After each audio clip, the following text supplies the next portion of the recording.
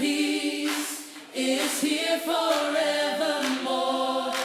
Jesus is alive. Oh, we lift our hands, let the King of glory come. Jesus, Jesus be lifted high. Our hope and peace is here forevermore. Jesus is alive.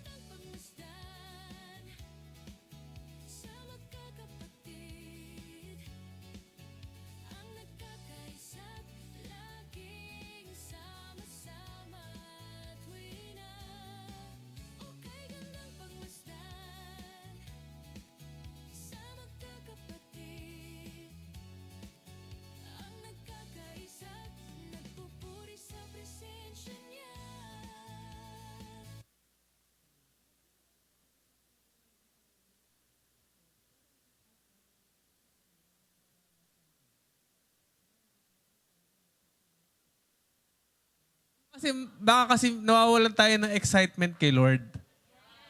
Di ba? Nawawalan tayo ng excitement, Lord, gusto kitang makakanig. The more na na-encounter natin si Lord, the more na nagiging close tayo sa Kanya. And then, nagiging malapit yung blessing sa atin sa Panginoon.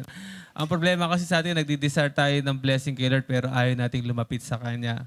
Sa praise and worship pa lang, pag upo pa lang ng church, pagpunta pa lang ng church, gusto natin, nasa likod. Di ko alam kung anong meron sa likod. May magnet ba? May pagkain ba doon? Gustong-gusto natin sa likod. Pero po, at isa pang way na para i-bless tayo ni Lord is yung pagiging grateful. Ano po yung pagiging grateful? Sa Tagalog, pagiging mapagpasalamat sa lahat ng ginagawa sa Kanya ng Panginoon. So, naniniwala po ako na may ginagawa si Lord sa buhay niya. Pwede po ba kayong humarap sa inyong kaliwa or sa kanan? At sabihin mo sa Kanya kung paano ka pinagpala ni Lord ngayong linggo? Ano yung binigay ni Lord na blessing sa'yo ngayong linggo? Sige po, pwede nyo sabihin sa katabi. Kahit simple lang, share nyo po sa katabi nyo. Ano yung binigay ni Lord na blessing sa'yo?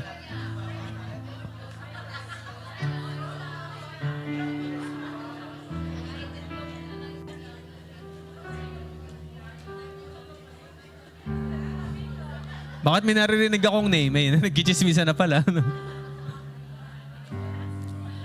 Alam niyo po, mas masarap talagang pagka sineshare mo yung ginagawa sa iyo ni Lord, natutuwa si Lord. Di ba pagka, for example, yung magandang ginagawa mo, si Ate Nova, tumutulong siya, tapos sineshare ko sa iba, uy, alam mo si Ate Nova, sobrang matulungin siya, sobrang nagpapautang yan.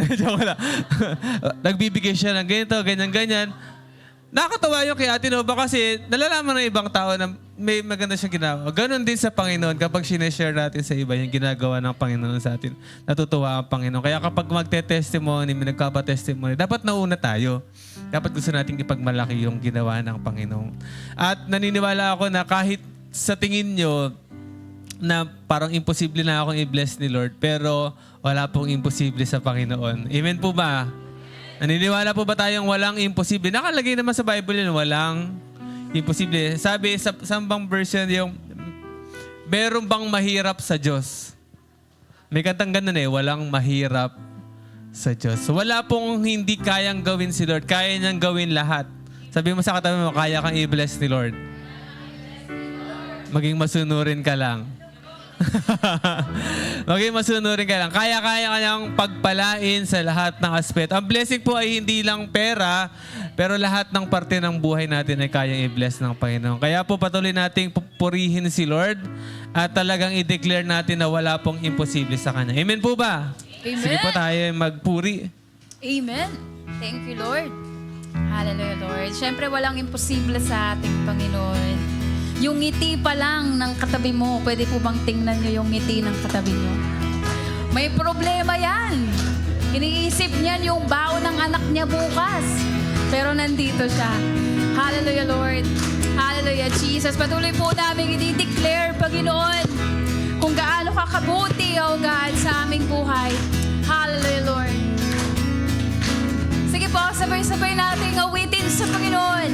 Walang imposible sa ating Diyos. I-declare po natin, kaya-kaya niyang gawin lahat. May mahirap ba sa Panginoon? Kay hirap sa tingin mo'y kay hirap ng buhay. Walang imposible sa ating Diyos. Muli nating awitin, walang imposible sa ating Diyos. Kaya-kaya niyang gawin lahat. Kahirap sa tingin mo'y kahirap ng buhay. Walang imposible sa ating Diyos. Let's all say with faith, kaya-kaya ni Jesus na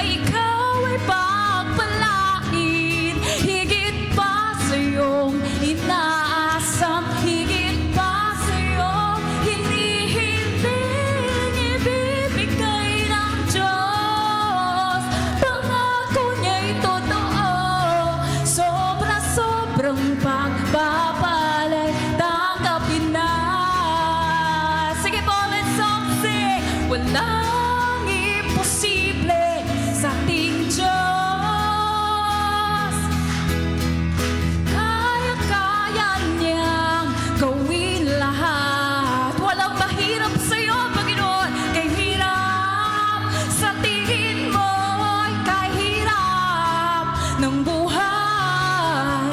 Walang imposible sa ating Diyos.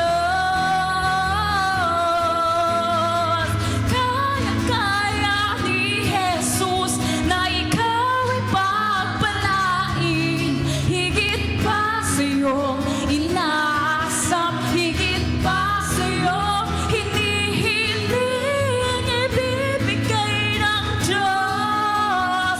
Pangako niya'y totoo, sobra-sobrang pagpapalay, tanggapin na. Pwede bang sabihin mo to sa katabi mo? Kayang-kaya ni Jesus na ikaw ay pagpalain. Higit pa sa iyong inaasam, higit pa sa iyong, sige po, ibibigay ng Diyos. Pangako niya'y totoo, sobra-sobrang pagpapalay, tanggapin na. Come on, we say, kaya-kaya ni Jesus na ikaw ay pagpalain. Higit pa sa iyong inaasam, higit pa sa iyong hinihiling, ibibigay ng Diyos. Pangako niya'y totoo, sobra-sobrang pagpapalay, tanggapin na.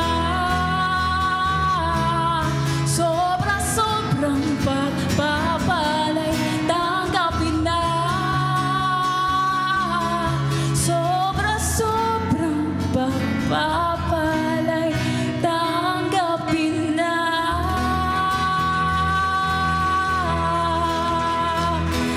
Amen. Hallelujah, Lord. Hallelujah, Jesus. Hallelujah, God. Lord, ang aming buhay, O Lord, ay mananatiling sumasamba, mananatiling nagpupuri, O Lord, sa iyong pangalan, O God.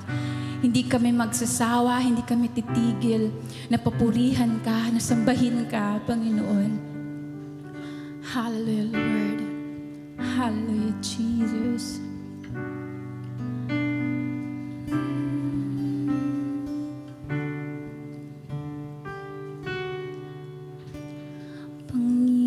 Panginoon, sa'yo ako ay laging sasamba.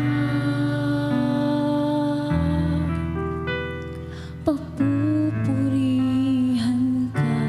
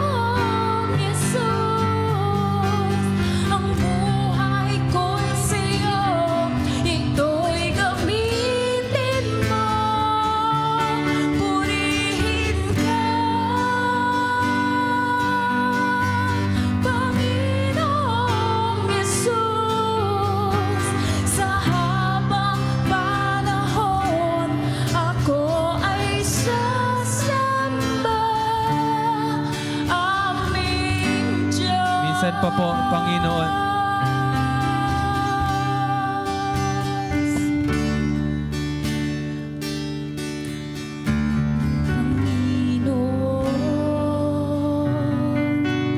Sa'yo ako ay laging sasamba.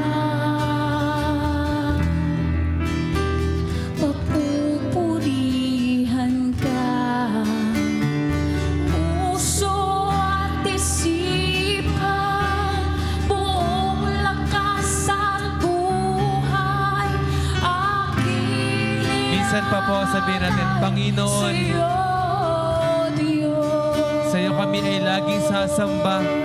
Panginoon, sa'yo ako ay laging sasamba. Papupurihan ka, Panginoon. Papupurihan ka, puso at isipan, buong lakas at buhay, aking iaalay. Patuloy po nating sambahin ang ating Panginoon at bigyan siya ng kapurihan sa gabing ito. Purihin ka, Panginoong Yesus. Ang buhay ko'y sa'yo, ito'y gamitin mo. Purihin ka, Panginoong Yesus.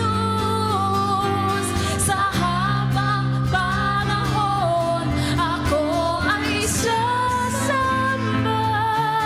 Purihin ka, Panginoong Yesus. Ang buhay ko isa Ang buhay ko'y sa'yo, nito'y gamitin mo. Purihin ka, Panginoong Yesus. Sa habang panahon, ako Patuloy po nating sambahin ang ating Panginoon. O, purihin ka, purihin ka, Panginoong Jesus. Panginoong Yesus. Ang buhay ko isa iyo. Buhay ko'y sa'yo, Ito'y gamitin mo. ito'y gamitin mo. Purihin ka, O Diyos. Purihin ka, Panginoong Sa habang panahon. Sa habang Minsan pa po, maaari po ba nating itaas ang ating kamay sa Panginoon at purihin natin siya? Sige po, taas po natin ating kamay purihin ka, at sambahin po natin siya ng tunay sa gabing ito. Panginoong Yesus. Ang buhay ko ay sa iyo. Buhay ko, Lord, yung buhay namin ay sa iyo, Panginoon. ito'y Gamitin mo kami, Panginoon. Purihin ka, Panginoong Jesus. Oh, pinupuri ka namin, Panginoon. Sa habang panahon, Panginoon, kami ay sasamba sa iyo, Panginoon. Oh, purihin ka, Panginoon. Sige po, awitan po natin ang Panginoon. Papurihan natin siya. Purihin ka, Panginoong Yesus. Ang buhay namin ay sa iyo.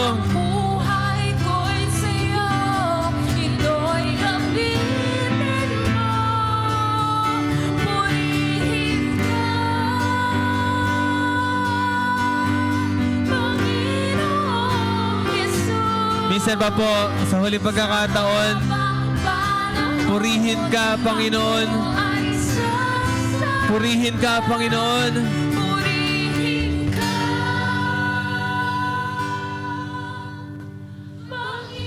Panginoong Yesus. Ang buhay ko ay sa iyo. Buhay ko'y sa'yo, ito'y gamitin. Purihin ka, Panginoon. Purihin ka,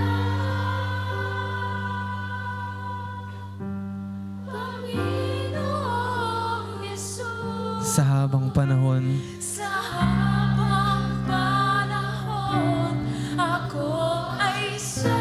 habang panahon. Sa habang panahon, Sa habang panahon, Panginoon. samba. Sa habang Minsan pa sa habang panahon, Panginoon. ako ay Sa habang panahon, Panginoon, kami ay sasamba. Sa habang panahon, ako ay sasamba. Pwede po ba nating palakpakan ang ating Panginoon? Thank you, Jesus. Pwede po ba natin siyang pasalamatan? Thank you, Jesus. Salamat, Panginoon. Salamat, Diyos. Salamat, Panginoon, sa iyong presensya, sa iyong pag-ibig sa amin na pinaramdam mo sa gabing ito, Panginoon. Kami po, Panginoon, ay sobrang grateful, Panginoon, sa lahat, sa nakalipas na mga araw namin sa linggong ito, Lord God, na ginabayan niyo po kami sa mga trabaho, Lord, ng bawat isa, sa pag-aaral, ano man yung ginagawa namin, Panginoon. Salamat sa paggabay mo, Panginoon, sa amin. And higit sa lahat, salamat sa pag-ibig mo, Panginoon. Salamat sa biyaya mo. Kaya kami naririto, Panginoon, ay dahil sa biyaya mo, Panginoon. Dahil sa pag-ibig mo, Panginoon. Kaya Lord, sa gabing ito, Lord, i-ready niyo po yung heart namin. Ihanda niyo po yung puso namin, Panginoon, na mas maka-encounter ka pa sa pamamagitan po ng iyong salita, Panginoon. Lord, give us wisdom, Panginoon, sa gabing ito. Bigyan niyo po kami ng understanding, Panginoon, sa mga salita na maririnig namin, Panginoon, sa gabing ito. Gawin niyo pong matabang lupa, Panginoon, yung puso ng bawat isa. Magkaroon po kami ng expectant heart sa gabing ito na meron ka pang gagawin, Panginoon. There's more, Panginoon, sa gabing ito, Lord God, na ipagkakalob mo, Panginoon. At uuwi kami, Panginoon, nag-uumapaw sa galak, Panginoon. Nag-uumapaw sa presensya mo, Panginoon. Nag-uumapaw sa salita mo. At magiging katulad kami ng wise men, Panginoon, na yung maririnig naming salita ay gagawin namin sa labas, Panginoon. Gagawin namin paglabas namin ng church na ito. We apply your blood sa bawat isa sa amin sa gabing ito, and we pray na wala pong gawa ng kaaway ang makakapasok sa amin sa gabing ito, Lord God. Ikaw po ang magbigay sa amin ng kasiyahan, ng joy, peace, Panginoon, sa gawain na ito. Dito po ang aming dalangin sa pangalan ng iyong anak na si Jesus. Amen and amen. Palakpakan po natin ang Panginoon. Marami pa pong bakanting upuan dito sa mga nasa likod. Pwede po tayong maupo dito sa harap. Welcome din po natin yung mga nasa online natin sa Facebook Live. Welcome po sa ating online church. So we pray na makasama din namin kayo dito sa church. And pwede nyo pong i-comment po or mag-tag po kayo ng inyong mga kaibigan ng inyong family members para po marinig nila yung message ngayong gabing ito. Amen. Okay, pwede nyo po ba tanungin yung katabi nyong maganda at pogi? Sabihin mo, bakit ang ganda mo ngayon? Ay mo, anong sabon ang ginamit mo? Ayan. Safeguard na green. De, ano yan? Presence ni Lord. Tingnan mo, di ba ang sarap mag-worship sa Lord, tama ba? Ang sarap mag-praising, naramdaman niyo ba? Tingnan mo yung katabi mo, nagliliwanag. Ayan. Nagliliwanag yun ako. And welcome pala kayo. Ano pangalan to kay Tim? Ayan, kasama niya sa Disciples Night. Members ni ni Kuya Ian, praise God, sa tribe po ni Ezra. Mukhang susupport na ang kanyang lolo Ezra. Kasi sa tribe, di ba, yun ay lolo na yan. Okay, welcome po sa bawat isa sa inyo, sa mga nasa church. Praise God po dahil nakarating kayo dito. Sabi mo sa katabi mo, praise God kasi nakasama kita. Hindi lahat nandito. Di ba? Amen. So tawagin na po natin na magme-message kayong gabing ito. Siyempre, kung paano ina-anoint ni Lord si Pastora, siyempre yung asawa din niya. Di ba? Kung paano bine-bless si Lord ng salita, ng anointing, ng boldness, si Pasem, siyempre sa kanyang asawa din. Tawagin po natin ang aming Pangulo, Ezra Garcia.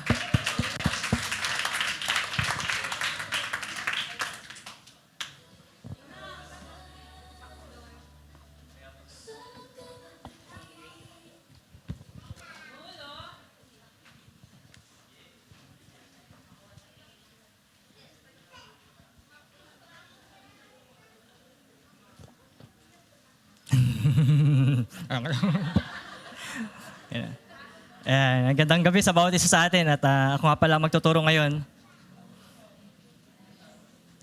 Pasensya na, medyo iba boses ko kasi sinisipon ako ngayon.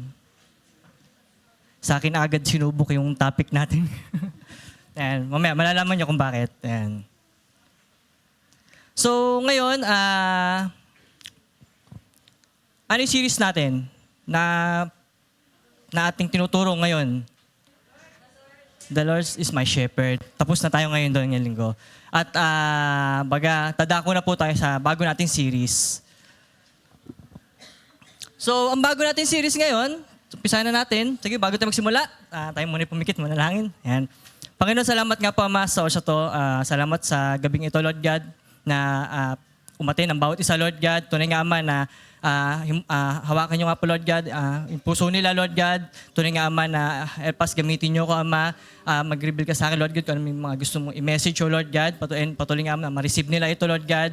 Na matanggap nila ito ng buong puso, O Lord God. Magkaroon ng pagpapakumbaba ang bawat isa sa amin, O Panginoon. At patuloy nga, Ama, na anumang distraction ng kaaway, pride, anything, Lord God, upang hindi namin ma-receive yung message na to, Lord God, na binigay mo, ay amin to siya. So in Jesus' name, O Lord God, at patuloy nga, Ama, na lalabas kami rito, Lord God, masaya, may natutunan, at patuloy na handang na-encourage ang bawat isa sa amin magpuri, magpagamit pa sa iyo, Lord God. Thank you nga po, Ama. Thank you, Father God. Thank you, Jesus. Thank you, Holy Spirit. Samahan mo kami. At sa'yo nang binabalik ang pinakamataas na papuri, pasasalamat at pagsamba sa pangalan ni Jesus. Amen. Ano, Pas M? Hindi malamig, Hindi malamig. Okay. So, sabi ko nga, tapos na tayo sa The Lord is my shepherd at tayo po'y dadako na sa ating bagong series sa kauna-unahan natin. At ang title ng ating bagong series is What's Your Life? Doctrine. So, what's your life? Sabi rito, ano sa Tagalog niyan? Bantayan natin ang ating buhay. Parang, paano siya babantayan? Baga parang, as a Christian, nakikita ba sa atin si Jesus? O yung karakter ng pagiging si Jesus? Na nababantayan ba natin? Nakakaiwas ba tayo sa mga kasalanan? And, binabantayan ba natin bawat pagkilos natin as a Christian, bawat sinasabi natin o bawat pamumuhay natin? Kaya nga, what's your life? Bantayan natin ang ating buhay. At ikalawa is what's your doctrine? Or sa Tagalog, bantayan ang doktrina. Ito yung mga bagay na ito yung mga natututunan natin sa Word of God. Na doktrina yung mga natututunan natin. Tama ba yung pagkakaunawa natin sa Bible? Hindi ba yun nag-self-interpret lang tayo? Di ba? Ay itinuturo ba natin? Opinion lang natin? Dapat merong pag-iingat sa bawat pagbabasa natin sa Biblia para hindi po tayo naliligaw. So, introduction natin bago tayo sa title natin. Sabi rito, introduction. Tanong, may tao na ba kayong hindi pinakinggan dahil iba ang sinasabi niya sa ginagawa niya? O sino yun, Joy? Sino yun? De, joke lang. O sino? Magbigay ng pangalan? De, joke lang. Joke lang. Mga taong hindi natin pinakinggan dahil iba yung ginagawa niya. Iba yung sinasabuhay niya sa sinasabi niya. Ayan. Ayun. Pero I believe naman sa bawat isa atin, pwede pa rin silang baguhin ni Lord. Tama ba? Kahit na ganun pa rin na may nakikita natin, is pwede pa rin silang baguhin. Kaya alisin natin yung mindset na yun. Ganun. Ayan. So, actually may ikalawang tanong pa ako rito Di ko lang nailagay sa PowerPoint. Ikalawang tanong, kung may isang tao na gagayahin ang buhay mo, tingin mo, magiging proud ka ba na gagayahin yung buhay mo? Or kakabahan ka kasi gagayahin yung buhay mo? Nagagayahin, magiging mabobroadcast sa linggo. Kakabahan ba tayo o magiging proud ka kasi alam mo sarili mo, nagpapagamit ka sa Lord? Or kakabahan ka kasi puro may kalokohan tayo sa likod natin, yung pinaggagawa natin sa likod. Teka lang po. So, ngayon, dahil yan tanong ko, ang title natin sa unang kabanata ng ating series is Live by it first. Sa Tagalog, isabuhay muna natin. And objective natin, pakibasa, 1, 2, 3, go!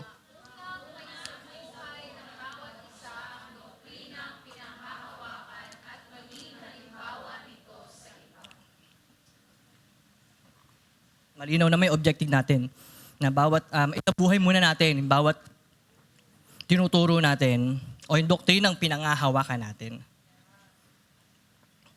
So, ang magiging key verse natin dyan is at 1 Timothy 4:16. So, sabi rito, sino sumulat ng Timothy? Si paring Paul. Ay, paring Paul. Si Paul, tama, si Paul nga. Si Paul na sinulat niya kay Timoteo. Sabi rito, bantayan mo mabuti ang iyong sarili at ang iyong pagtuturo. Magpatuloy ka sa mga bagay na ito, sapagkat sa paggawa mo nito ay maliligtas mo ang iyong sarili, gayon din ang mga nakikinig sa iyo. And dito sa message natin, sa story, ina-urge ni Paul si Timoteo na dahil sino si Timoteo? Baga, isa siyang shepherd. Baga, teacher. Pwede rin teacher siya. Parang nagtuturo siya. Isang leader din siya. Diba? Isang servant, evangelist. Baga, ina-urge siya ni Paul na maging diligent and consistent sa dalawang aspeto ng kanyang buhay. Kasi sabi sa verse, ayan, sabi, magpatuloy ka sa mga bagay na ito. Kung babasahin natin siya. Maging consistent, hindi lang siya yung may natutunan tayo, okay, natutunan lang natin. Hindi. Pero dapat isabuhay natin. So, ano yung dalawang bagay na in-urge ni Paul kay Timothy? Una, magkasama na pala siya, tamang doktrina at tamang pamumuhay. Sa tamang doktrina o katuruan, ano ibig sabihin nito? Dapat ang tamang doktrina at katuruan, pagiging tapat sa salita ng Diyos. Paano tayo magiging tapat? Ito yung talagang tapat tayo, hindi tayo nagdadagdag. Sabi nito, tapat sa salita ng Diyos, wastong paghawak ng kasulatan at maayos na pagtuturo ng katotohanan. Pag tayo po ay nagbabasa ng Biblia, lagi natin sinasabi, napakahalaga nito, laging i-base natin sa context. Bawat natutunan natin, at hindi tayo lagi nagpipick up verse lang. Yung cherry pick verse na lagi natin sinasabi na para lang may ayon sa sitwasyon natin na masabing tama yung ginagawa natin. Kaya God is love. Kahit naman na nagkakasala ka, di ba? Nagagets natin? Pero kung babasahin natin yung buong Biblia, hindi naman ganun ang gusto ng Lord. Ayaw niya talaga sa kasalanan. Naintindihan po natin. Yun yung tamang doktrina o tamang katuruan na dapat nating ginagawa sa buhay. So, tamang pamumuhay. Hindi lang, siyempre, pagtuturo. I believe, sa Bautis sa atin, may mga leaders na rito, tama ba? At soon to be leaders. Siyempre, sa atin, hindi lang dapat sapat yung tamang, matalino ka, may alam ka sa doktrina, pero dapat may tamang pamumuhay tayo. Tama ba? Hindi lamang pagtuturo ng katotohanan, kundi meron tayong pamumuhay na nakikita sa atin. Example, ano ba yung mga doktrina? Naniniwala tayo sa authority ng Bible na may right ang Bible sa ating buhay, sa pamumuhay natin. And we believe in Jesus, tama ba? Jesus is God. Siyempre, bilang isang Kristiyano na naniniwala tayo sa Biblia at kay Jesus, dapat meron tayong pamumuhay na pinapakita natin na talagang namumuhay tayo as Christ-like. Nagigets po natin? Hindi siya pwedeng magkahiwalay na in-urge ni Paul kay Timothy na hindi pwedeng magkahiwalay na may mali kang pamumuhay, pero tama yung doktrina mo. Problema mangyayari doon. Mali yun. Or either maganda yung pamumuhay mo, tama lang may doktrina mo. Mali din yun. Nagigets natin, dahil kahit tama ang pamumuhay mo, kung mali na may paniniwala natin, wapak din, wala din, palpak din. Kaya ni-urge ni Paul, si Timothy na maging consistent at maging matalino sa dalawang bagay. Yung doktrina, tamang katuruan, at tamang pamumuhay. Parang magkasama yan, hindi pwedeng paghiwalayin. Nagigets po natin? Kaya, ayan. So, paano siya? Paano yung halimbawa niya? Magbibigay tayo ng sample. Kunyari, sa magulang. Pero alam ko naman, nagigets natin yung point, di ba? So, magbigay tayo ng example sa magulang. Para to sa mga anak natin, sa mga magulang, paano natin mahilutulad sa yung sinasabi natin sa magulang? Para sa mga anak natin, tayo ay tayo ba is magiging mabuting guro sa mga anak natin? Kasi kung tutusin, higit sa lahat, ang magulang ang unang nagtuturo sa mga anak, tama ba? Kahit sabihin natin may school naman, may online class, magulang pa rin, in the end, yung talagang madalas kasama o yung talagang mas magtuturo ng tamang asal o pag-uugali sa mga anak natin. And sa atin, sa mundo talaga natin, maraming, sabi rito, araw-araw merong market of voices. Baga, ano yung market of voices? Baga, araw-araw may gustong ituro yung yung mga anak natin, merong napapakinggan. Yung mga napapakinggan nila, ayun yung mga market of voice na may gustong ituro sa mga anak natin o bawat iparating sa atin. Example, paano yun? Di ba may mga napapakinggan, may mga napapanood lagi yung mga anak natin. And bawat napapanood nila is may mga bagay na gusto yung ituro sa mga anak natin. Kaya tayo, ano ba yung mga pwedeng mapakinggan ng mga anak? Baga, ano yung through media, pwede nilang malaman kung ano yung tama at mali. Sa pamamagitan ng media, baga, doon nila sinasabi sa sanlibutan kung paano magiging masaya sa sanlibutan. Baga, ang media nagtuturo sa mga bata kung paano maging masaya. Baga, yung media yung nagtuturo. Kung ano ibig sabihin ng totoong katagumpayan, ano pa, yung kung ano ba identity mo, kaya nagkakaroon tuloy ng mga third sex, di ba? Baga, nagiging open yung mind nila. Baga, kung paano mamuhay. Baga, minsan, yung media ay nagtuturo kung paano mamuhay. Kaya nga sa atin, napakahalaga bilang isang magulang na talagang unang-una talagang tayo yung nagtuturo.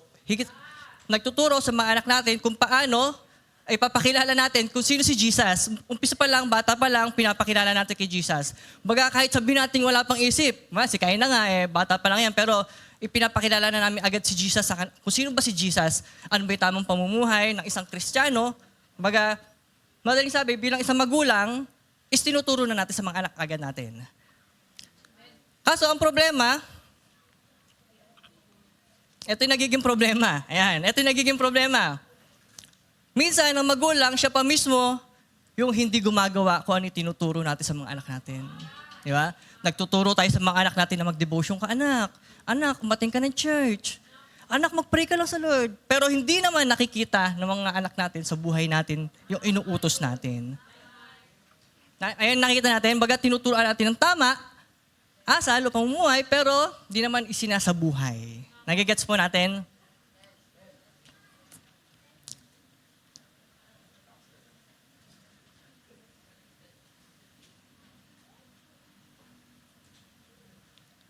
Sorry, nawala ako. Ayun.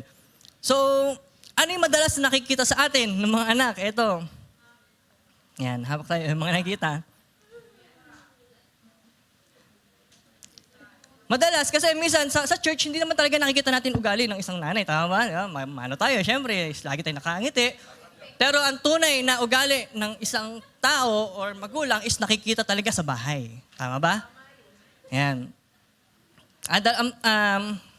Baga, nakikita, baga nagtuturo tayo ng magbasa ka ng Biblia, mag-pray ka, pero sa atin, ano nakikita sa atin? May mga pasalit-salit na bisyo, di ba? May isa nakikita ka ng mga anak natin na nakikitagay, nakikiyosi, di ba? Tapos, baga, yung pagiging bungangera, yun, sorry sa word, pero yun, magiging bungangera, di ba? Baga, nakikipaghiyawan, ano pa yung mga sample? Ha? Yung anak pa pinabibili na isang case. Ay, isang case ba? Isang box. Yung anak pa yung pinabibili. Tapos, panay na may mga natutunan sa mga pananalitang hindi maganda, di ba? Pag pinapagalitan natin, minsan nagbibigay tayo ng mga curses pa, pakabobo mo naman, napakatanga mo naman. Di ba? Tapos, minsan nakikita pa ng mga anak natin na nagsisinungaling tayo. Kunyari, dumating si Kamaming, pinagkakautangan ng nanay. Sabi na, no ba? Sino ba talaga sinampol? No ba? Tapos sabihin ni Ate Nova kay Simon, sabi mo, Simon, wala ako. Waga, tinuturuan pa natin magsinungaling. Tutry pa yan? Hindi. Waga, nakikita ng mga anak natin na okay lang magsinungaling. Waga, di ba? Baga, tapos tuturuan natin ngayon, encourage natin na umatin, mag-pray.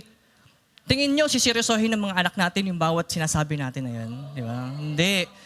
Kaya, taliwas yun. Kaya sila natututo, dun tuloy sila natututo sa mga media. Kung ano yung mga, na mahalaga yung sanlibutan, mag-focus ka lang sa trabaho, magtagumpay ka, buong buhay mo doon. Ayun ang natututunan. Baga doon natututo yung mga ano. Sa halip na ilapit natin, baga turuan natin sila, na ilapit sila sa Lord at ipakita natin kung paano nga ba lumapit sa Lord. Amen. Baga isipin ng mga anak natin, siguro hindi naman talaga ganun ka-importante yung Bible, yung church. Kasi magulang ko parang ganito Di ba? Parang hindi nila siseryosohin. Hindi nila talagang, hindi sila ganun maniniwala. Kaya nga po, sabi ko nga, hindi sapat lang na tama yung bawat ituro natin sa kanila. Dapat nakikita po sa buhay natin, yung bawat tinuturo natin sa kanila. Mismo tayo sa sarili natin, tayo yung gumagawa. Sa ikalawa, yan, sa mga leaders. Yan, sa mga leaders, sino ba mga leaders dito? Yan, mga soon-to-be leaders at sa mga gusto mag-leaders. Ayan. Sabi rito, tayo ba is nagiging totoong leaders sa mga member natin or nagiging boss tayo nila? So, paano sa mga situation na to? Paano yung sample na to? Ito, laging sinasabi, baga, leader, madalas magsabi yan, mag-focus ka lang sa Lord. Baga, mag-focus ka lang sa Lord. Baga, huwag ka masyado sa sanlibutan. Pero yung leader mismo, kung makita yung buhay, di ba? Nasa party-party, baga, yung media, kung ano yung mga pinopost. Baga, may mga kaaway, may mga kainggitan, di ba? Ano pa ba? Wala ako masyadong ano sa mga man Ha? Oh, mga nagpo-post ng mga secular song, papatugtog, kung ano yung mga na sinishare, nasa kalayawan, sila pa yung nasa kalayawan, pero sinasabi lagi is mag-focus ka lang sa Lord. Pero kabaliktaran sa ginagawa niya. Laging magsabi ng leader nyo, sabi ng leader, magpatawad ka lang. Magpatawad ka lang, pero siya yung laging maraming kaaway. Yung leader, laging may kainisan, may kaaway sa church, naninirang puri pa, di ba? Madaling sabi, kabaliktaran sa sinasabi. Nagtuturo ng pagpatawad, pero mahalin mo yung family mo, sabi ng leader. Yung nire-reps niya, nagkakaproblema sa pamilya, sabi, mahalin mo yung pamilya mo. Pero yung leader, sila mismo lagi nag-aaway yung pamilya nila, di ba? Dapat isaayos natin yung pamilya natin. Bago tayo mag-share na iayusin din yung pamilya. Kasi nakikita nila yan Kahit sabihin natin, nagpupukulan ng plato, nakababalitaan, nagpupukulan ng plato, nagkanyang pataasan ng boses, tapos magkakapatid, lagi nagsasabunutan, di ba? Yeah, pero lagi yung sinishare, mahalin mo yung pamilya mo. Mahalin natin yung pamilya natin, di ba? Ito maganda. Sabi rito, sinasabi ng leader sa'yo, sinishare sa'yo ng leader, sabi, magpatuloy ka lang sa Lord kahit anong problema danasin mo. Huwag mo hayaan mawala ka sa Lord. Huwag mo hayaan mawala ka sa ministry mo. Basta magpatuloy ka lang kahit anong problema daanan mo. Pero anong nangyayari, pag nung siya yung nagkaroon ng problema, siya agad yung unang nawala sa service, di ba? Nawala sa ministry. Magtiwala ka lang sa Lord pagdating sa pinas mo. Pero ano nangyari? Yung linggo, tinanggal na. Ginawa ng, talagang nag-focus siya sa trabaho. Nagka-problema sa pera. Pati linggo, talagang nag-focus na magpayaman. Madaling sabi, nawawala sa Lord. Nagigets natin? Kaya dapat, as a leader, kung ano yung tinuturo natin sa mga member natin, dapat tayo, ganun din tayo. Amen po?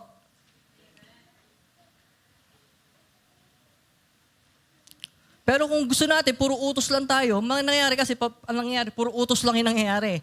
Pag sa member mo, puro utos lang yung ginagawa mo sa member mo, hindi na leader tawag sa atin nun, di ba? Boss na tawag sa atin nun. Yan. Sabi nga sa Roma 2, 21-23, ikaw na nagtuturo sa iba, bakit hindi mo turuan ang iyong sarili? Ipinagmamalaki mo ang kautusan, ngunit nilalapastangan mo ang Diyos sa pamamagitan ng pagsuway dito. Yan, pag ginagawa pala natin ito, nagtuturo tayo ng ganito, tayo di naman sumusunod, ano ginagawa daw natin? Bible nagsabi niya na, nilalapastangan daw natin ng Lord. Amen. Kaya po sa atin, kaya sa bawat isa sa atin, talaga pong continue natin i-keep watch yung buhay natin as a Christian. Bantayan po natin yung pamumuhay natin. Kasi, as a leader at soon to be leader sa bawat isa sa atin, kahit anong gawin natin, is laging merong nakatingin na tao sa atin. Ayaw man natin o hindi, laging may taong nakatingin sa atin. At laging maraming bibig na nakaano dyan. Kaya maraming bibig na kumakalat. Kaya po sa bawat isa natin, pag-ingatan natin yung pamumuhay natin bilang isang Kristiyano. Amen? Kasi dalawang bagay lang pwedeng matutunan nila sa atin. Magkaroon sila ng hope sa buhay natin o lalo sila magkasala. Di ba? Mahirap pag tayo pa yung naging dahilan ng pagkakasala. May verse na yun, nakalimutan ko lang eh. Yung ikaw yung naging dahilan ng pagkakasala pa. Anong version? Ano yun? No? Ayun. Kaya po, sabi ko nga, kaya po sa bawat doktrina na binababa natin, sa bawat paniniwala natin kay Jesus, na hindi lang dapat natin sinishare si Jesus bilang God natin, bilang Savior natin, dapat nakikita kung sino nga ba si Jesus sa buhay natin. Nagigets po natin?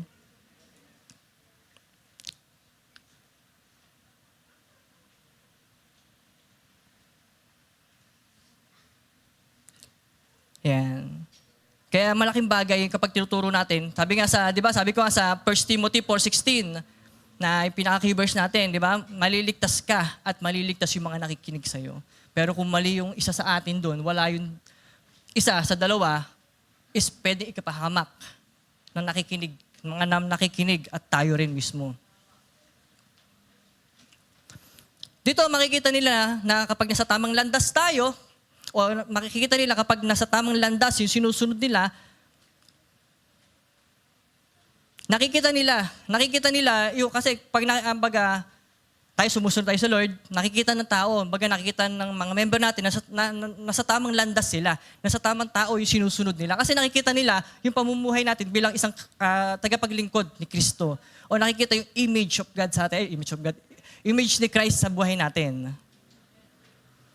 Kunyari, example, nakikita nilang kahit may problema ka, nakikita nilang problemado ka, alam nilang may problema ka, pero nakikita ka pa rin na nagpapagamit, nakikita pa rin na parang naka-smile pa rin, parang fresh na fresh ka pa rin.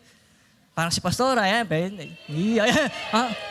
parang nakikita ka na, parang, teka na, okay, bagay sa topic. Parang nakikita walang ka-problema sa itsura. Talagang,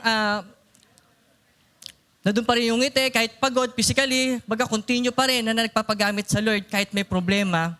Talagang may encourage yung bawat member sa atin. Na-encourage sila na gayahin. Kasi meron kang nagkakaroon, wow, may pag-asa pa pala, bakit si ganito napapagtagumpay? Bakit hindi ako? Nagigets natin, naiintindihan po natin. Isa pa, madali ka magpatawad. Kahit may kainisan ka, may hindi ka nakasundo, is nakikita ng member mo na ikaw agad yung unang nagpapakumbaba. Magandang bagay yun na gagayahin talaga tayo na mayroong pagpapakumbabay leader. Ako rin. Pag may nakainisan, siya agad yung unang nagsasorry. Merong humble. Through this, napapatunayan natin na talagang ginagamit tayo ng Lord para ipakita sa kanila kung ano yung pamumuhay na bilang isang Kristiyano. And sa pamamagitan nito, na-encourage sila na magpatuloy. Di ba? Na kahit na may problema sila, na-encourage sila na magpagpagamit pa rin. Na-encourage sila na talagang mag-continue nila yung devotion nila, continue nila yung prayer life nila, continue nila yung pag-attend nila ng service. Sa Balasik, madaling sabi, na-encourage sila na magpatuloy din dahil na-inspire sila. Siyempre, by the grace of God pa rin. Kasi hindi naman perfect ang bawat tao, di ba? Meron pa rin Pero by the grace of God, as much as possible, talagang magpagamit tayo. Gawin muna natin. Yan. Example natin dyan sa Pilipos. Pakibasa ulit. 1, 2, 3, go.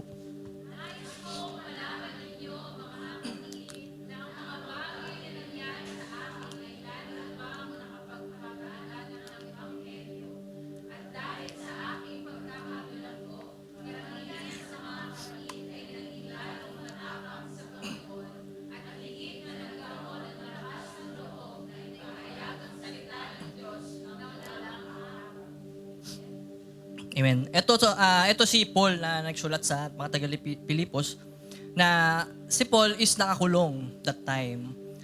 Pero nagpapatuloy pa din siya magpagamit sa Lord. And ano ang sabi rito?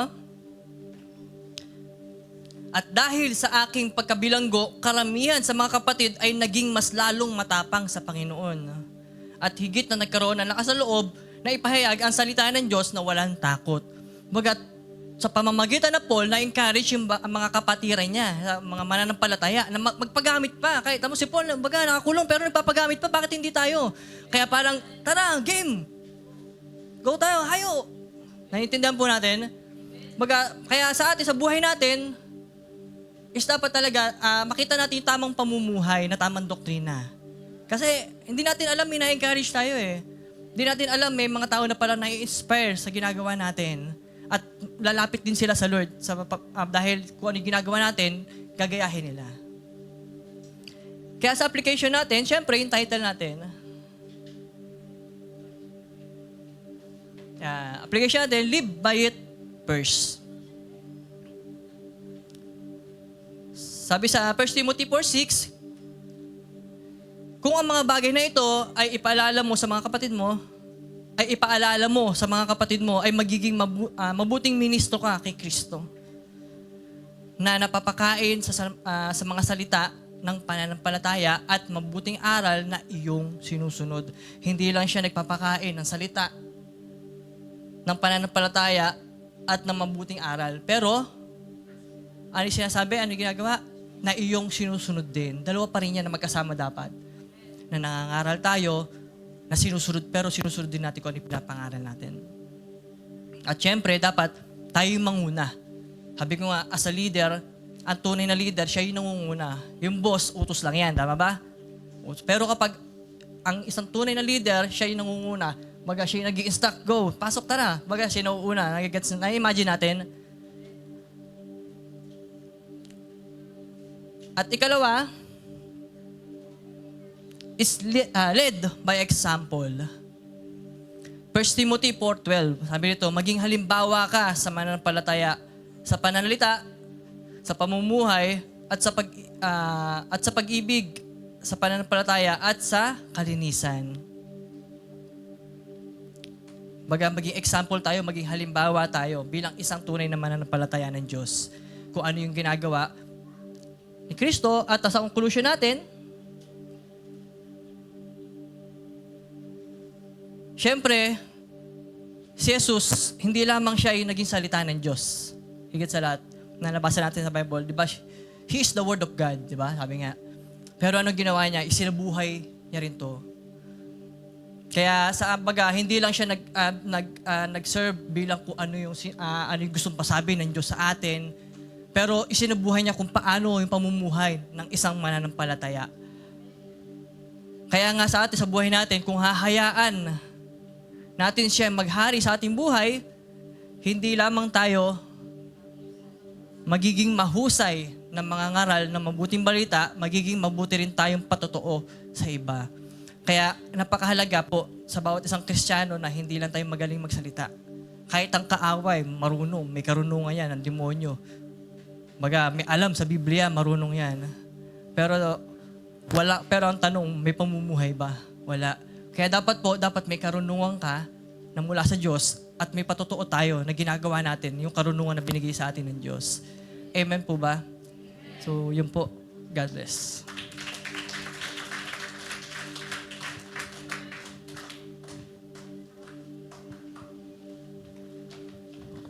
Amen. Marami po bang natutunan ang bawat isa? Maganda yung introduction ni Ezra kanina pero yung mismong topic na lang yung anuhin natin. Gusto ko lang basahin yung verse sa Mateo chapter 15 verse 14. Sabi dito, hayaan ninyo sila yung mga bulag na taga-akay ng mga bulag at kapag bulag ang umaakay sa kapwa bulag, parehas silang mahuhulog sa hukay. Sobrang ganda ng message ngayon. Tama po ba? Especially sa mga leaders. Ang leaders po ay yung leaders sa church, core group leaders, pastors, and sa family naman yung ating mga magulang. Sino po mga parents na? Taas kamay. Yan, di ba? Pag parents na tayo or mga magulang na walang ibang tutularan ang mga anak ng bawat isa, kundi yung mga magulang. Di ba? So kung ano yung usually na, hindi naman 100% na copying-copy. Kasi meron naman, mabait naman yung mga magulang, pero yung mga anak pasaway. Pero, malaking factor ang magulang sa anak. Tama po ba? O hindi, kumbaga, ang anak po ay responsibility ng mga magulang. Kaya sila natutong magmura kasi naririnig sa, kung hindi naman nagmumura magulang, sa naririnig? Sa barkada. Di ba? So, mahirap magturo sa mga bata na hindi naman natin ginagawa. Tama po ba? Mahirap sabihin sa anak na maghugas ka ng pinggan.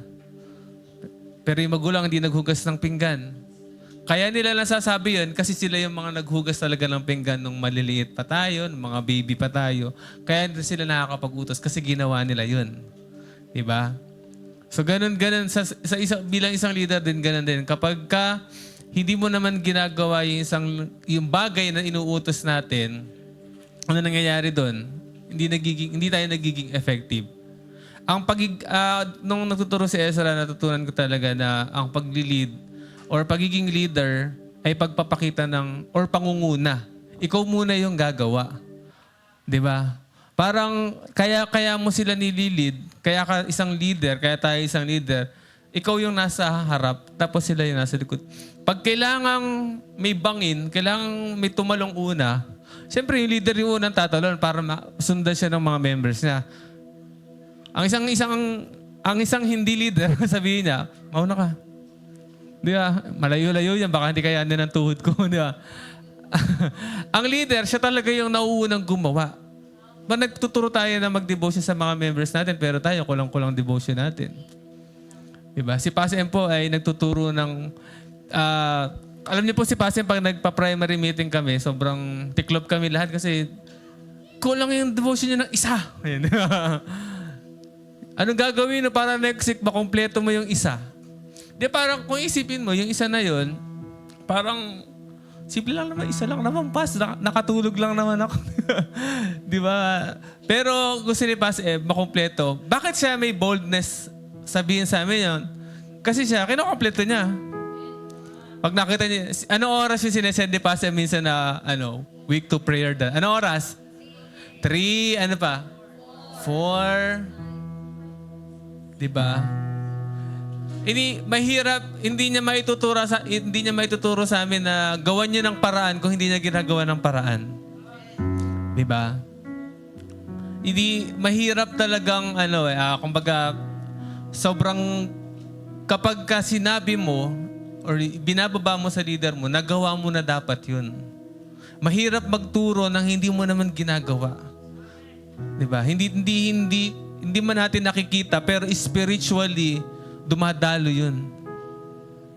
Diba? Kapag hindi naman natin ginagawa kung ano man yung sinasabi natin. Diba? Tandaan niyo po, as church din, as a whole church, tayo po ay naglilid din sa ibang tao. Hindi ka man leader sa ngayon dito sa church, pero pag lumabas ka ng church, isa kang leader dahil nire-represent mo yung church. Tama po ba? Nililid mo yung tao, umaatin sa rowa yun alam niyo po ba kahit hindi ka leader sa church, kapag lumabas tayo sa church na to, nagpunta tayo sa kanya-kanyang bahay natin, community, barangay, purok, nagiging leader tayo. Dahil ang leader ay hindi lang title. Ang leader ay role natin sa buhay. Kahit kahit hindi ka leader sa church, nagpunta ka sa lugar niyo, nalilid mo yung lugar ninyo sa pamamagitan ng pamumuhay ng maayos. Alam nilang nag-church. Alam niyo po ba yun? Nung minsan meron kaming, iniwan ko si Krisha sa Palapat, tapos umuwi ako saglit. Pagbalik ko, wala na siya. Hindi ko makita. Balik-balik ako doon, nakamotor. Saan ako si Krisha? Tapos, nung pala, nandun lang siya sa may tulay. Tapos merong nagsakay ba sa yung tricycle? Tapos yung tricycle na yun, hindi ko yung kilala, pero kilala niya ako. Sabi, yung pag-asawa niya yung long hair. Nakikita niya ako. Ibig sabihin, sobrang kumbaga tayo pala, exposed tayo sa labas. Alam niyo ba yun? May mga nakakakilala sa akin, di ba si Pas J yun, di ba? Hindi ko naman siya kilala. Ay, yung parang paglabas ng kabataan doon sa kanto, ay, Pas J. Sabi ko, ha? Alam mo yun, hindi ko siya kilala pero kilala niya ako. Ibig sabihin lang, pag nasa labas tayo, maraming nakakakilala sa atin, hindi nyo lang alam. Di ba? Hindi nyo lang nanonotice na alam nilang nagsasimba ka dito, nag-church ka dito. Alam nila yun. Alam niyo ba ang mga tao sa labas ay observant? Di ba? Yung sa Sayon daw, kilala akong pastor eh. Hindi ko naman kilala yung pastor doon sa sa Nawan. Ibig sabihin lang, tayo, exposed tayo sa labas. Kapag tayo ay nasa labas na, nalilid natin sila sa pamamagitan kung anong meron sa buhay natin. The way tayo magsalita, ang tahimik natin sa church pagdating sa bahay. Mga anak kayo ng kalapating dilaw. Bakit iba't yung hugasin, di pa rin nakaano? Di ba? Yung bibig natin nagpupuro, alam niyo, parang, sabi nga ni Ezra kanina, may curse. Minsan nasasabihan ng bobo yung anak. Tanga. Di ba? Pero sa church, uy, God is good all the time. Praise the Lord. Di ba? Sabi, natawa ako doon ang totoo talagang life natin ay sa labas. Kasi dito, alam natin na mayroong kahinaan si Joy, may kahinaan si Joy, may ganyan. Pero yung mga nasa labas, hindi nila tayo maiintindihan kapag nakita nilang may kahinaan tayo. It's either malilid natin sila sa tama or malilid natin sila sa mali. Alam nila yun. Ate Marina, nag-church sa Rowa yan Ba't kaya nakita ko bumili sigarilyo? Alam niyo ba, nung minsan, may gumagawa kasi sa bahay namin. Joke lang po yun, hindi po yung totoo. Disclaimer po, hindi po totoo yun. Hindi po bumili si Tita Marina ng sigarilyo. Nung minsan gumagawa sa bahay sa amin, may pinagawa kasi si tatay. Yung gumagawa gusto ng sigarilyo. Si tatay nagbibigay namin, bigay mo yung sabi ko na, ayoko, pinabibili sila. Parang pinabibigay lang naman ni tatay kay nanay. Si tatay naman si nanay naman ayaw, akala niya, pinabibili siya. Sabi ko, ayokong bumili, makita pa. Ayaw niyang bumili lang dahil alam niya, kapag nakita, imagine niyo kung may gumagawa sa amin, may nagpabili sa amin ng may tito kung bumisita sa amin. Nautusan lang ako, balikan ka 2 long neck. Makikita niyo ako sa may kanto namin, may dala akong long neck. Ang ganyan ako. Tapos may yellow. Ano maisip niyo? Serious story yan Pas yan Masa second look Ba't may dalang pundador yun? Di ba? Nakita tayo, kakakanta tayo sa video ng hawak ko ang beat. Di ba? Kahit nasa ibang lugar tayo. Di ba? Kahit nasa ibang lugar tayo. Di ba? Nagsashandelier tayo. Hinuhubad muna natin yung pagiging Kristiyano. Nalilid natin sila. Di ba? As a church, mas maganda na nalilid natin yung tao sa labas. Alam niyo po ba na maaakay natin ang tao sa labas hindi dahil sa salita natin, kundi dahil sa gawa natin. Kahit hindi ka mag-preach, hindi ko naman sinasabing bawal or kayo mag-preach. Kahit hindi ka mag-preach sa labas, pag nakita nila na yung buhay mo, yung lakad mo sa buhay ay lumalakad ka ng may kabanalan, maakay natin sila. Naalala ko yung story ni pangalan nito, yung taga San Juan yan yung malapit sa tapat ng, or katabi ng, pangalan nito, Alpha Mart. May bahay kasi doon. Naghayo kami doon. Christian na pala sa yung tatay. Tapos sabi ko, kinito niya kung bakit siya naging Christian. Ang una naging Christian sa kanila, yung anak niya. Sabi niya, nung naging Christian yung anak ko, sabi niya, nagulat sila. Kasi nagbago. Sabi niya, sumipag mag-aral. Sabi niya, nag-aral, tataas ng grades. Sabi niya, iba talaga yung yung bunga ng pagiging nakakilala sa Lord. Kasi naging maayos yung life ng anak Nag-aral mabuti, maganda yung grades. Takay sila, sabi nila, umatin sila. Tapos ngayon, nasa ushering na yung tatay nila. Ushering member. Nakakatuwa kasi, nakita nila yun sa anak. Yun yung tinetestimony niya sa amin. Kasi yung anak namin, nakita namin, nagbago talaga Diba? Mas matimbang ang kilos kaysa sa salita. Lagi po natin tandaan yan. Maraming magaling magsalita. Imagine niyo, Eka lang, mag-i-example na lang ako. Sino ba? Wala akong makita. Sino naiisip ko? Sino bang payat? Hindi, lalaki. Si Aris. Si Aris. Nagtuturo siya ng physical fitness. Ng gym. Nakasando siya, tapos nag-gym. Sabi niya, mag-workout kayo every day. Mag-dumbbell kayo, 3 repetition ng ganitong side. Tapos makikita mo yung muscle niya, straight.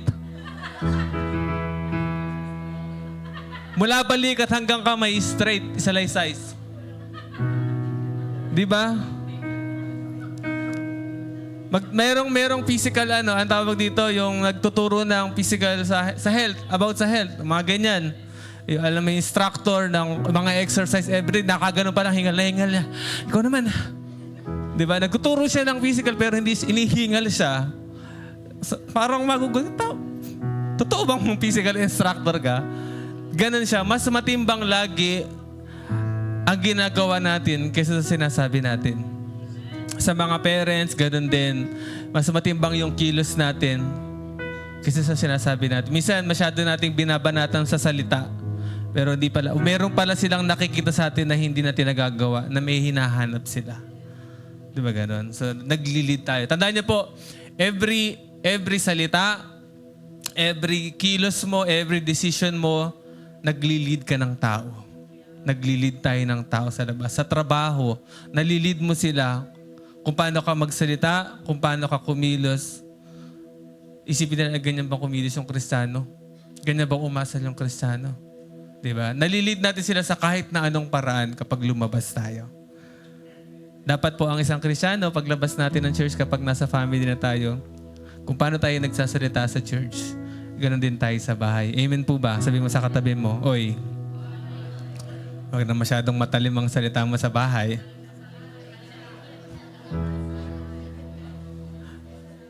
Naglilid tayo.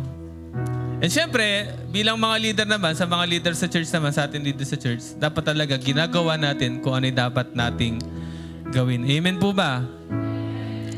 Na-aware ba tayo na lahat ng kilos natin, nakikita ng lahat? Nakikita tayo ng kaaway, nakikita tayo ng lahat ng tao.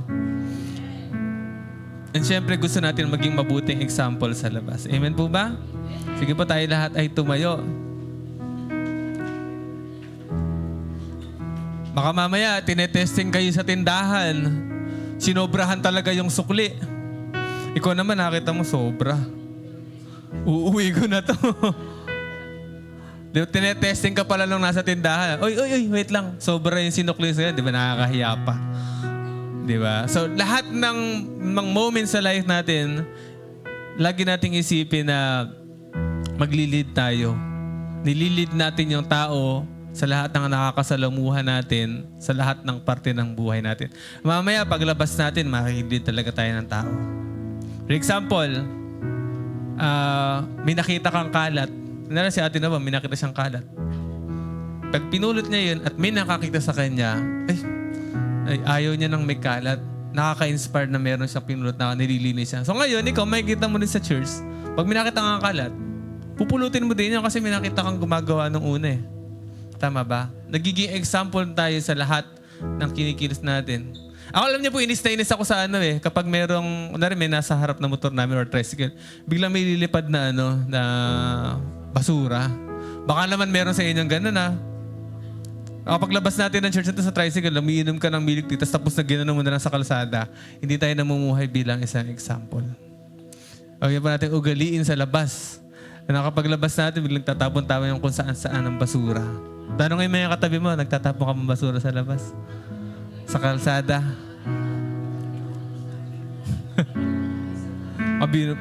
Alam niyo, minsan nakakotse pa, binubuksan yung bintana, tapos biglang may unti-unti lumalabas na baso, tapos ginagano lang sa kalsada, di ba?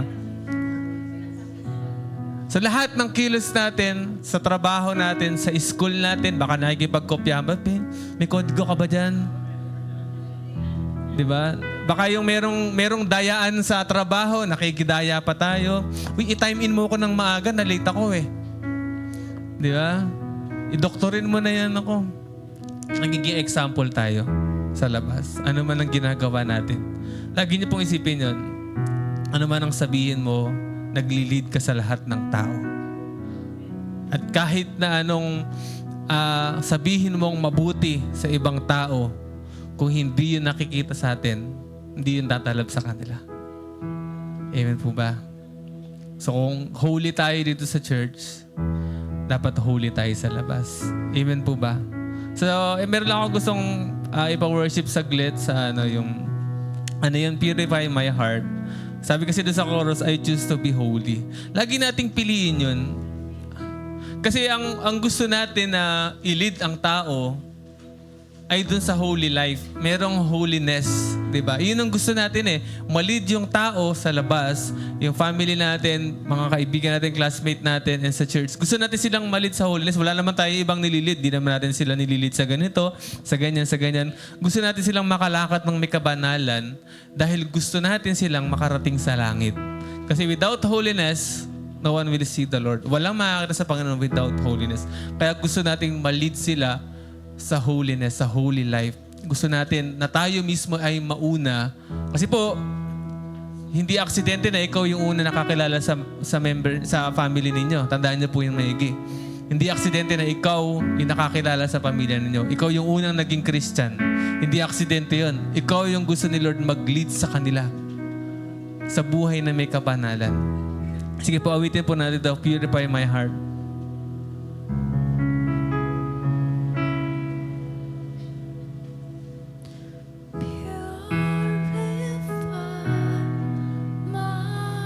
Lord, i-purify niyo po yung puso namin sa gabing ito.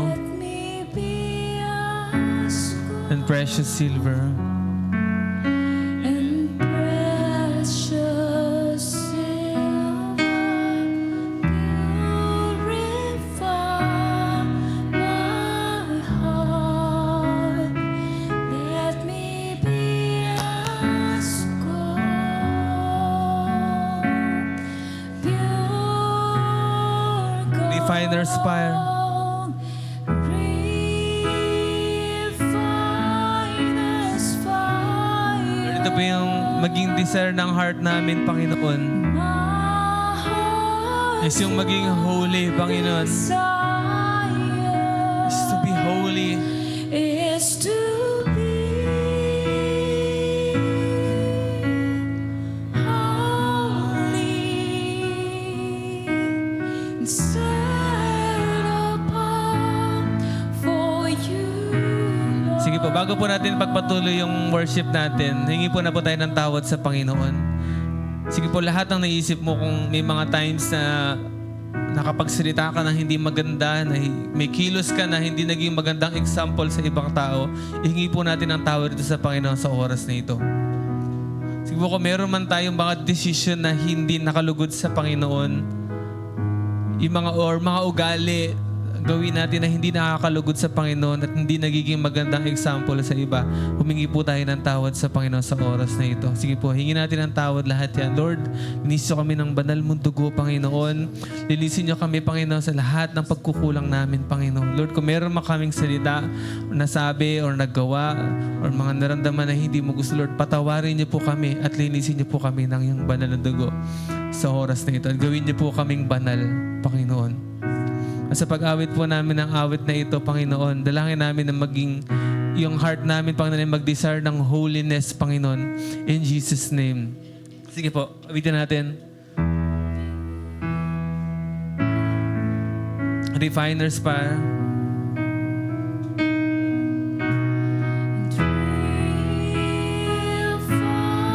Refiner's fire. My heart's one desire is to be holy, set apart for you. I choose to be Not choose to be holy, set apart for you, Lord. I choose to be Not choose to be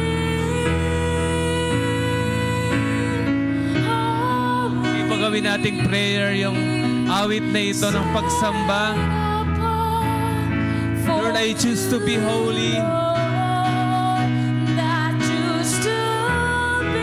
Iparinig po natin sa Panginoon ang buong puso. Set apart.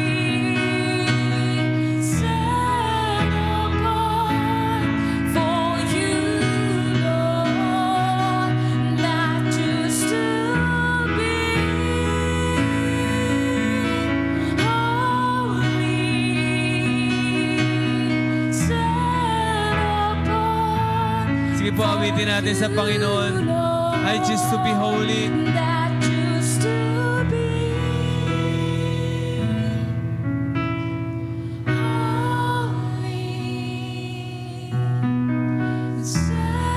Lord, tingin niyo po yung awit ng inyong mga anak, Panginoon. I choose to be holy. That used to be holy. Hallelujah, Jesus. Set apart For you, my Master, for you, my master, ready to do your will. and ready to do your will. Thank you, Jesus. Lord, sa oras po ito, Lord God, nilalapit po namin yung puso ng bawat isa, Panginoon. Lord, dalangin namin na maging holy yung bawat isa, Panginoon. Right now, inaalis po namin sa aming isip. Nire-rebuke po namin lahat ng lies ng kaaway, Panginoon, sa pangalan ni Jesus. Lahat po ng deception, Panginoon, inaalis po namin ito sa pangalan ni Jesus. Lahat ng gawa ng kaaway para mag-lead kami sa kasalanan, Panginoon. Lord, nire-rebuke po namin ito sa pangalan ni Jesus, Lord God. In Jesus' name, Lord, gawin niyo po ang holy kami, Panginoon. Lord, na maging good example kami, Panginoon, sa pananalita namin at sa kilos namin, Panginoon. In Jesus' name. Lord, salamat, Panginoon, dahil sa gabi ito, Lord, tinuwid mo kami, Panginoon. Binigyan niyo kami ng message, Panginoon, na dadali namin sa labas, sa school, sa trabaho, sa family, Panginoon, sa mga kaibigan namin, Panginoon. Lord, we pray na dali namin ito, Panginoon. Lord, maging image, Panginoon, yung maging likeness, Panginoon, yung image mo, Panginoon, madala namin sa labas, Panginoon, in Jesus' name. Kung paano ka kumilos, kung paano ka magsalita, Panginoon, yun yung makita sa amin, Panginoon. Lord, sa lahat po ng aspeto ng buhay namin, makita ka sa amin, Lord. Lord, makita yung talagang paglakad bilang isang Kristiyano na mayroong kabanalan, Panginoon, sa aming buhay, Panginoon. Lord, hindi po ito madali, Panginoon, pero niniwala kami na ito po ay posible, Panginoon, dahil kasama ka namin, Panginoon. Kasama ka namin sa laban na ito, Panginoon. Tulungan nyo kami, Panginoon, na yung bawat kilos namin, bago kami magsalita, bago kami kumilos, Panginoon, ay mag-guide mo kami, Panginoon. In Jesus' name. Lord, alisin niyo po sa amin yung pagiging pabigla-biglang magsalita at magdesisyon, Panginoon. In the name of Jesus, Lord. Holy Spirit, help us. Help us, Holy Spirit, na makapamuhay kami. Convict us, Holy Spirit. Help us na maging aware sa presence mo, Holy Spirit. Sa tinig mo, Holy Spirit. Sa lahat ng leading mo na pinapagawa mo sa amin, Holy Spirit. Kung meron kang nire-rebuke sa amin, Holy Spirit, gawin niyo po kaming humble sa oras na ito. Sa oras po ito, kung naririnig po natin ang tinig ng Panginoon, kung meron siyang pinapagawa, sinasabi sa atin, nire-rebuke, hino-correct, accept po natin ito. Palambutin po natin ang ating puso. Digin po natin ang tinig niya. At gawin po natin ang pinapagawa ng Panginoon sa atin sa oras na ito. Ang naniniwala po ako na kapag sumunod tayo sa Panginoon, naniniwala ako na ang kapangyarihan niya ay dadaloy sa atin. Magkakaroon ng mga testimony sa labas sa pamamagitan po ng buhay ng bawat isa sa atin sa gabi ito. Lord, right now, I apply your blood sa amin, Panginoon, na nandito sa church. We pray na maging living testimony kami sa labas. Panginoon, in Jesus' name. Makita, Panginoon, yung glory mo sa amin. Makita yung pagmamahal mo, Panginoon, sa amin. In Jesus' name. Salamat, Panginoon. Dalayan ko, Panginoon, na hindi po ito maagaw ng kaaway, Panginoon. In Jesus' name. Salamat sa iyo po lahat ng papuri at pasasalamat sa pangalan ng iyong anak na si Jesus. Amen and amen. Okay po. Dahil wala nang time, sige po, tayo po ay Pass M. OT na kasi pwede pa rin sila sharing. OT na. Mag-picture na lang po tayo. Salamat po sa nakasama namin sa live. And kita-kita po tayo sa Sunday. God bless po sa bawat isa. Picture lang po tayo sa mga